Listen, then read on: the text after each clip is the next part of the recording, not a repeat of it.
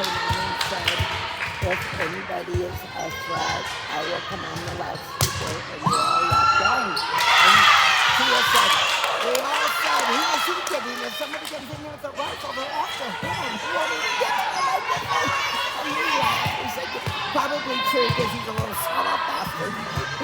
Thinks his shit didn't stink.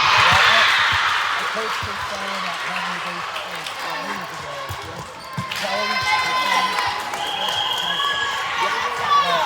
Mark had a short man syndrome, and he liked to throw his weight around. The only reason he got to the district office was the good old boys, because he went to college with the Theo and all those guys. So, when it came time, when my incident happened, a student got left on the bus. I had worked for them for 23 years. That was the age job to check the bus. It got by both of us. I'm not going to blame her totally. It got by both of us. He hid from us because he was autistic and he wanted to play a game. And honestly, special needs, they have to meet you at the door and get the kids in the room. That's when they said they were short, just send them in. Well, we sent our kids in, and he had said, had they noticed at the door, they would have said, oh, there is so-and-so. But they didn't. So they never knew he was missing until the school and to pick him up to take him home, and Mom was at the bus stop. And they said, no, you didn't get on the bus. The different bus took him home. And they said, no, he didn't get on the bus. And they went, what, really? So they called the school and said, and they go, no, he didn't come to school today. So he was still on the bus? Because he was playing a game. Yeah. Because my bus run went out to Blythe and Bonanza. I have the only one that went out to morning at 4 a.m., came in, and then I didn't go out in the middle of the day. I went in the afternoon, picked up those kids, and I didn't get back till 6 o'clock at night. So once he hid from us on the bus under the seat, because Katie had given him the game to play when we transferred him over he sat on the bus. So I go back to work in the afternoon, and my boss meets me at the door, and he said, Barb, did you get this kid today? I said, honestly, I have no idea. As a driver, I got off the bus. Katie stayed on the bus. All the other buses gave us the kids at the school we went to. So she was in charge of who did we get today, who we didn't get today. I said, as soon as Katie comes in, you ask her, because she's the one. Honestly, I didn't even know the kid by name. I had no idea who he was. Well, she did. So I said, I'll go get the bus ready. Katie will be here in a minute. Katie came in. I walked out to the bus, and there he is sitting in the seat playing a game. I knew then I was scared. I was vice president of the union. And so I said, hey, what are you doing? He goes, just playing a game. And I'm like, I said, honey, you can't do that. So are you hungry? Let's go in the bus stop. So I came walking to the door, and my boss looked at me, and he went. So before I got back in that day, they called me and said, the two of you and the minister really took the win. And I said, no, I'm not surprised. So we had several meetings. My first call was to the union lady. And she met me at the bus office, and we had a meeting that night. The next day, we went to district office. And like I said, Mark like wanted to sign a case. But it was kind of so he said, well, we'll go over this. He took a couple days, I had already decided that I was fine. I would find another job. It was getting very political. I was starting to hate my job.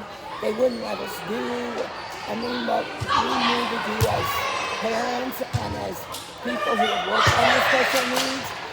And he also in the bus shop, and he had the nerve one morning to say to me, well, you've got to make an extra effort, or to all of us as a group. You have to make an effort. I mean, at least act like you care. Or I was livid.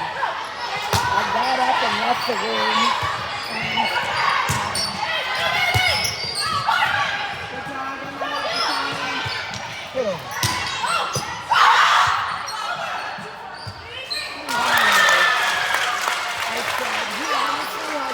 idea how much he cares. He does not know. I've taken my little boy at night because he got moved. I just got moved all the time. He had gotten a good friend and gone to none of the morning, but they were old. So I took him to the monster truck show because all the kids were on the bus like, oh my dad's taking me, and he sat there and I asked his grandpa, can you take him tonight? We knew a couple people running. He goes, that would be really nice. I did things like that. The other bus drivers, you have no idea. Mary goes out and buys 5 coats at first of the winter and has them in the front seat for those kids who come without a coat. You have no idea. And then you have the guts to sit there and say, act like you care. Are you kidding me? Act like you care. You have no idea. So I got up and walked out of the room. So we already had kind of a ball. I was ready to go. So anyway, he came back. Well, our guy called on Thursday morning. And the union lady, contacted Stephanie, and the lawyers for the union had said, hey, past practices, that's happened before. And it had actually happened with a 3-year-old strapped in a car seat and a substitute driver. They had no recourse by letting him go. He was a substitute. They left him on, and at that time was still driving. So he said, past practices, you're fine, you're covered. If he wants to fire you, we will go to bat for you, we will make the job. So on Thursday morning, he called and said, blah, Saturday, Dad, look at this, and, you know, the only thing we can do is to terminate you. But I do have an offer.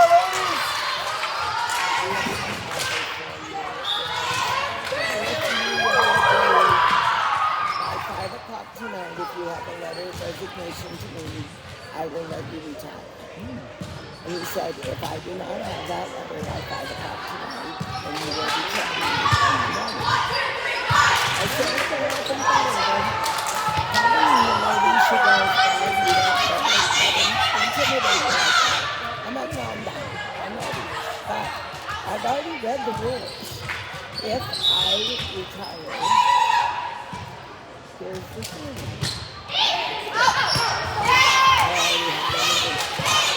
I worked in the summer as a flagger. I'd already called my boss in Redmond, and I said, what's the matter with starting real early this year? Earlier than June. So anyway, I said, if I retire, because I've been there over 20 years, they pay 3 years of medical insurance.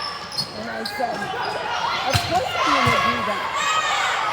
And I luckily, both of us, were at the age that we could retire to pay, because you only have to be 58 and a half. So we could draw our purse. Right? I also looked into it, and because my job started Monday full time, and I make really good money, but I get laid off in the winter time. So,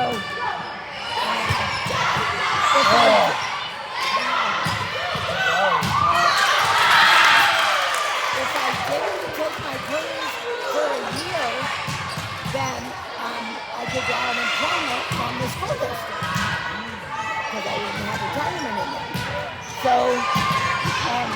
that's what I did. Played his little stupid game. And as soon as winter came, and I filed for my unemployment, we had a hearing because he protested it. And my wife was on the phone. Yeah, I'll never forget this. The unemployment guy like, okay, Mark, let's see your son. He goes, I was shocked. She retired, and now I get a pension just to pay her unemployment. And he goes, okay, what's your side, Barbara? And I said, well, according to Oregon law, such and such, you can leave employment if it was what a reasonable person would do. So here's the scoop. If I didn't retire, I was going to be terminated. I'm not entitled to anything. If I retired, I got 3 years medical care. What normal person wouldn't do that? They went, oh yeah, you're right. Case closed, I drew unemployment. And just took 4 years. And my wife didn't like it when I said, he's shocked because he didn't think I was smart enough to play his game. I said, he should have read the rules a little better before he gave us that option. So, ladies, I told Tia, luckily your name is Pisano now and not Ogden, so you're good.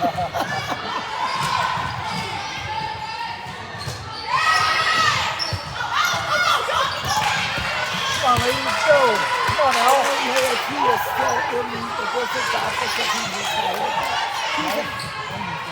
Is he done? I think I saw him at the gym the other day. I'm like, oh, Mr. White.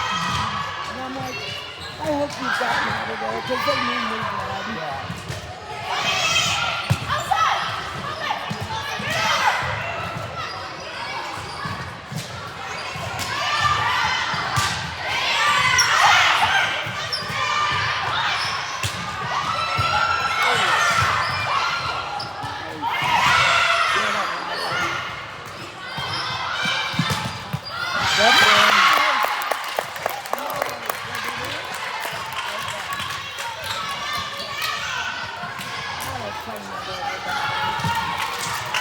Tommy.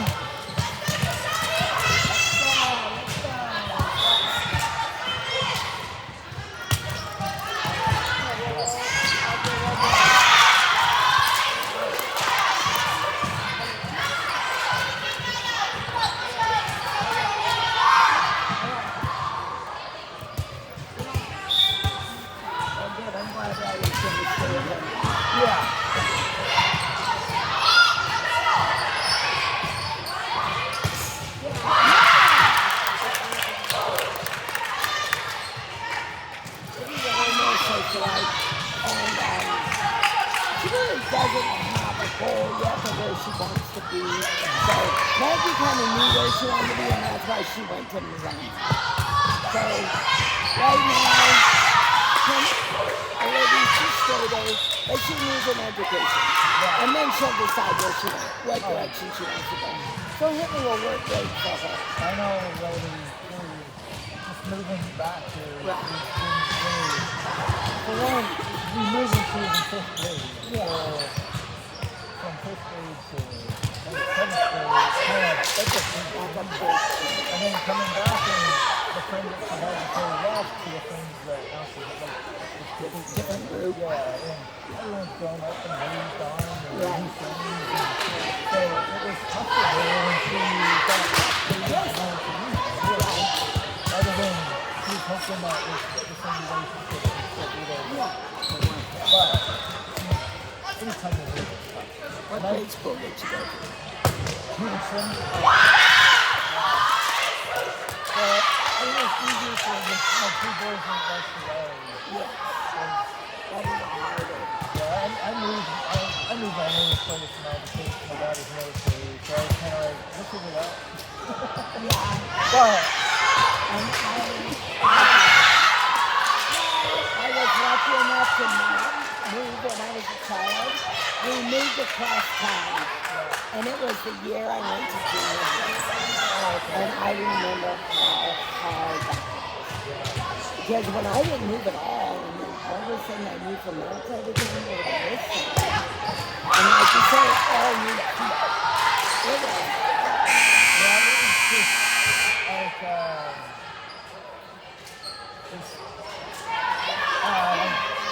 it's difficult. yeah, It was a good song. We persevered and we figured it out. she's done well this year, right? She's done well. She's made good friends, and she's happy in school. And Yeah, she's enjoying it. good. Yeah. And that will carry on with her to go on to the high school. Yeah. That's what you worry about. If she had to change again to go to Zama, because there's a different group of kids up Oh, there. yeah. It's a really, Crystal. I'm not saying it's a bad school, Hey! Yeah! but it's definitely a different group. And we related, like, when they were going to put me on, when I was trying to put the was on, because I looked at it, KU, and I'm like, oh, no, it's not going to KU. Right now, KU gets a bad rap because it is a lot of low-income families, but they also have the other side of the doctor. All of them up on the hill, and the rich people, they are very diverse. And I think Honduras is the same way. They got their low class, they got their high class. Yeah, my sister's, I don't know, she's been one of the administrators at the city. What do you tell me? I don't know what she does, though. But at the city school. Anytime you get those diversities in the school, I have that on my school bus, going to all the rural areas. I have a lot of Hispanic kids. I also, before I took special needs, I had a regular American. I also had the rich farmers who employed those Hispanics. Yeah. You talk about kids. They were on one side of us, they on the other side, and I was constantly having to discipline that I don't care who your daddy is. The rules are the same for you.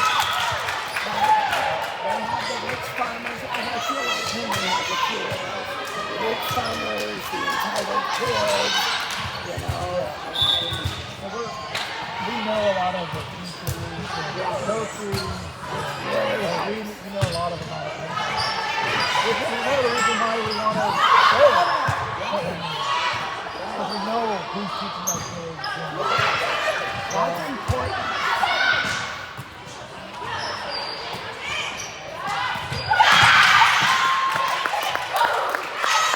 That was part of it. Maggie joined in the drama. She's so big in softball that coach, she loves it. He has made a huge difference in her life.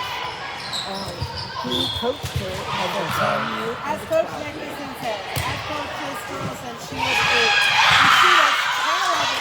She was a very good player. She was not a good softball player, but I use her for an example all the time because I tell kids, this is what happens when you work.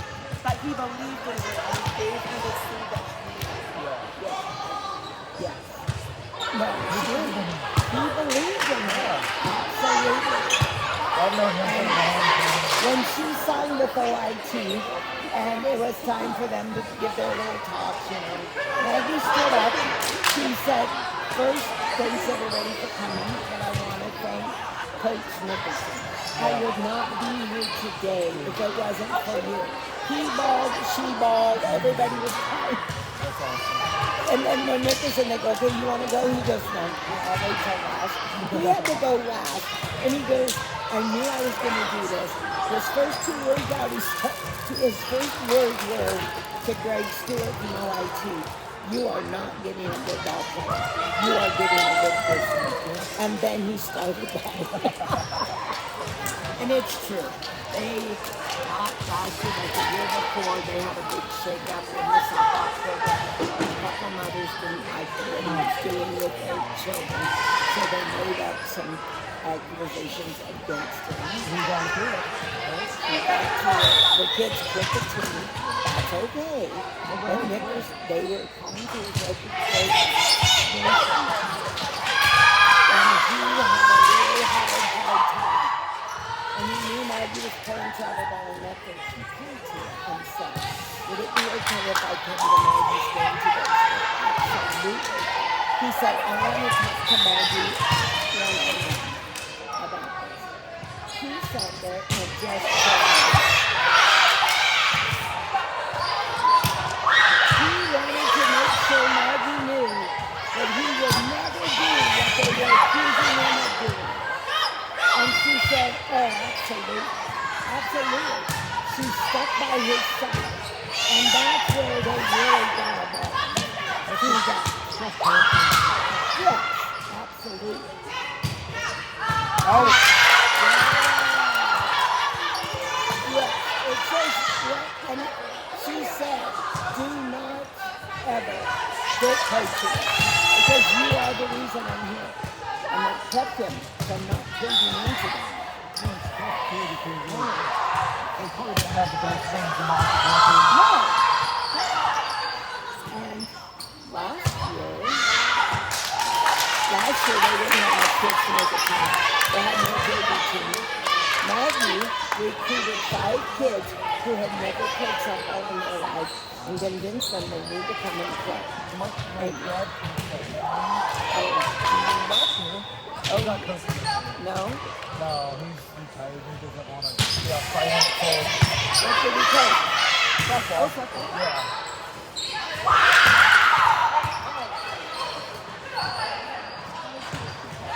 He's not stopping.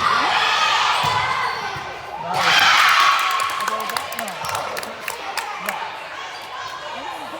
No, he was assistant. He helps stuff out in the system. But my dad was saying, he's like, I was like, I don't know. And then she saw the article where Maggie said that she signed with OIT, and he's like, she would be just fine now. That's so cool. She was I don't, but that's Maggie. She plays volleyball, and so that's her motivation. She has to play high school that fun and enjoy the game, and then to be competitive and You know what? It got to be kind of funny, and for you to say that was funny because because she truly was a one-man team last year. They put her at shortstop because she could cover third base, she could cover second base, she could cover left field and shortstop. Because she was a player. But bless her heart, she coached them girls the whole time she was on the field. When they had something, she said, well, remember, you gotta do this, you need to move them. And Nicholson appreciated it. After every game you would call him, he'd say, his daughter played softball. She was first baseman. And he would say, thank you for staying so positive. Even when the team is the worst they can be. And they had to forfeit 3 games because they didn't get players to play the game. And they had to forfeit 3 games. She didn't care. They didn't care. They didn't play it. So at the last game of the year, they played KU. Congress Field. They're like, we just got to win one game. So they're down in score, of course. And the kids are getting all down. Oh my God, we've lost all these games. Maggie walks up to the plate and hits a home run. Yeah. And they win the game. And he said, come on, girls. And he said, that's what it's about. Focus. Is you never give up. You stay focused.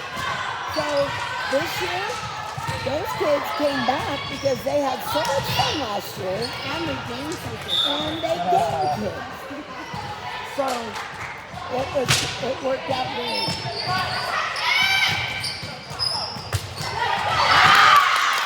But Nicholson, you could depend on Maggie to lead that one.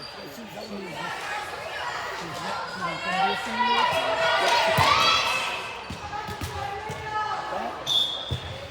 Yeah, Greg once. Before that. Come on, girl! Like 4 years in a row. Once Nicholson said that, he realized what a person he is. He has kept in touch with her every week.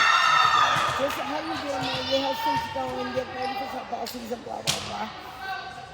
One time he texted her and said,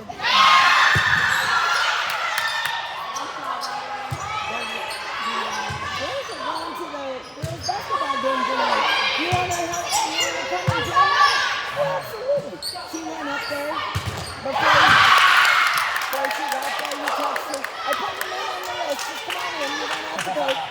He's including her with this year's team. Now they start tomorrow. If we can get to Reading, we're going to Reading. He wants her at every game she can come to, just to learn with the girls, just to mix in with them. And he actually, he created a song. She's actually a song. She's like a preferred She's a preferred She will be for 20 next. So she'll probably like me. No, she will be DH.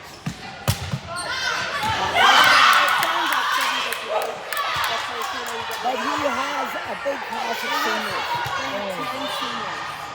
For next year. Six of them. So they have a really good time to learn. Yeah. Oh, absolutely. But he tells her as a sophomore, he sees her as his number one first baseman. It's just he's loaded. He had already done all of his recruiting. Yeah. And he had already done all of his recruiting for 25 graduates. And he said, I'll be real upfront with you. But, yeah. But he said, If they win this game, do we play another one? I think so. So, he said, you will be my DH next year, but I don't know that I can put you on the defense. That's fine. He said, you impress us all the coaches with your velocity off the bat. She went to camp in October and hit 2 home runs. And she does that a lot. She's a big power hitter. So do you remember Dave Steve? Oh, yeah. That's been her hitting coach since she was 10. He is the one that put the basics down. Dave has gotten old enough. Whoa!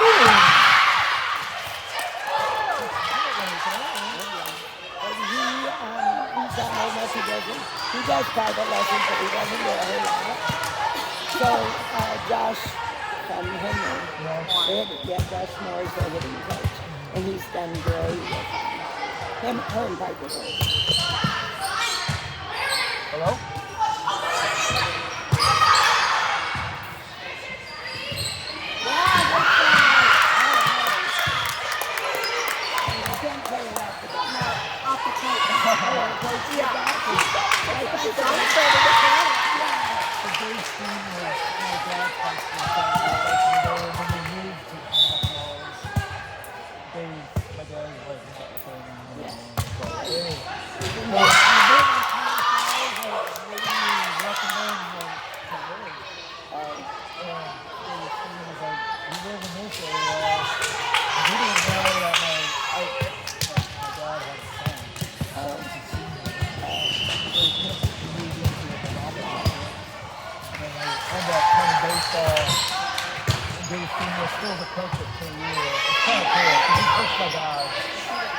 He is a great guy. Absolutely. All about kids. And he has been since I was in high school. Dave was a coach and I was in high school. He's always been around kids. About kids. Yeah. And I worked with his mom at the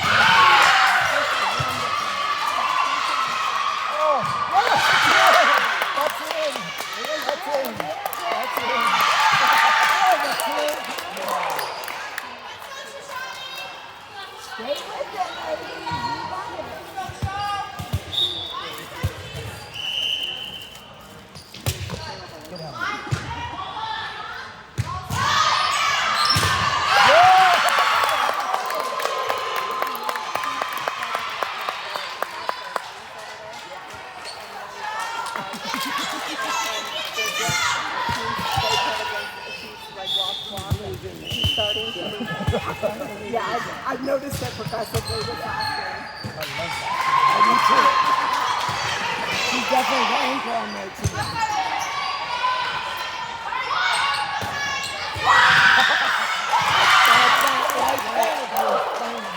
Yeah. Oh, yeah.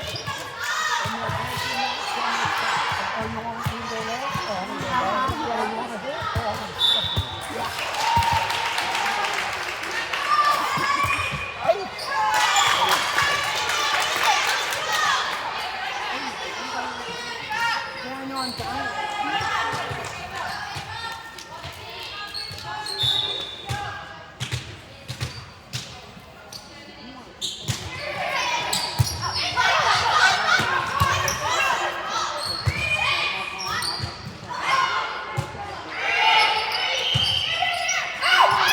All right, we're good.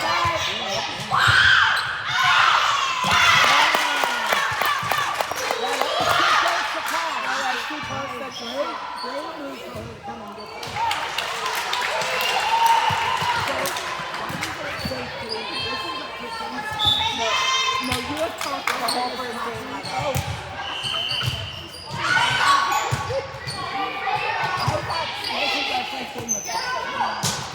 So we won the first one. Yeah, you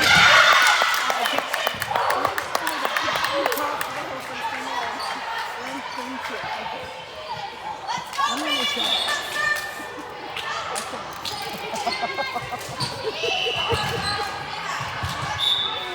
Giving you a hug.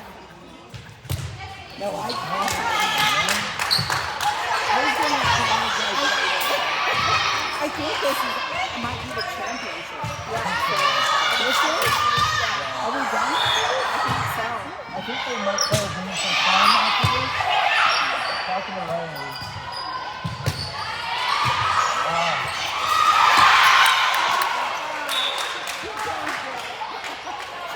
Twice now, yeah. Maybe.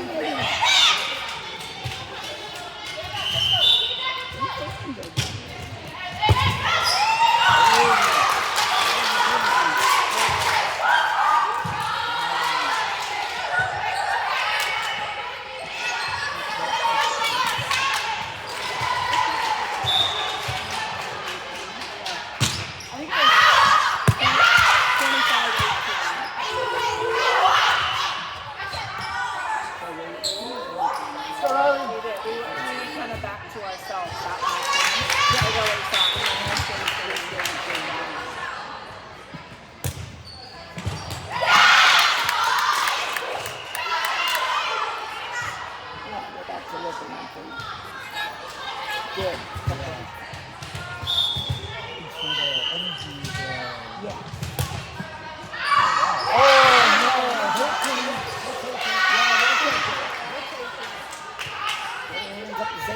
Hit the ball.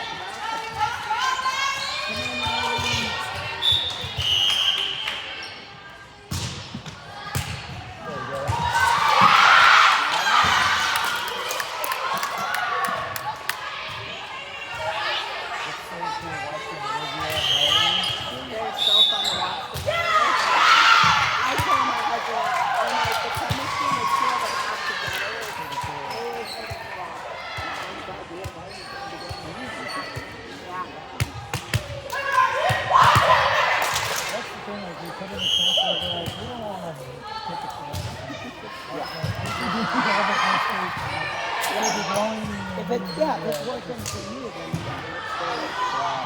But you have younger than her? Yeah. About 10-year-old and 7-year-old. And so you want them at the home also? Yeah. So it just kind of works out best for everybody. All the kids that are on people's baseball team are all pretty much good at home. There's like 2 kids that go to city school, but they're all home kids. Both boys play baseball? Yeah, my youngest, he's doing 7. So he's like, Cooper plays baseball and basketball. And Buster is kind of, I don't know. Libby was that way for a long time. She's a mini star. Yeah. And the oldest and the youngest excelled to where we thought she was a failure. She didn't want to say it whenever she did because the other two were so good. You know, it was always so good. And then once she settled into volleyball and me or the other two played, well, maybe played up to this year, that it's kind of her thing. So then she's really enjoying it. And she's good at it. Good job. Oh, good save.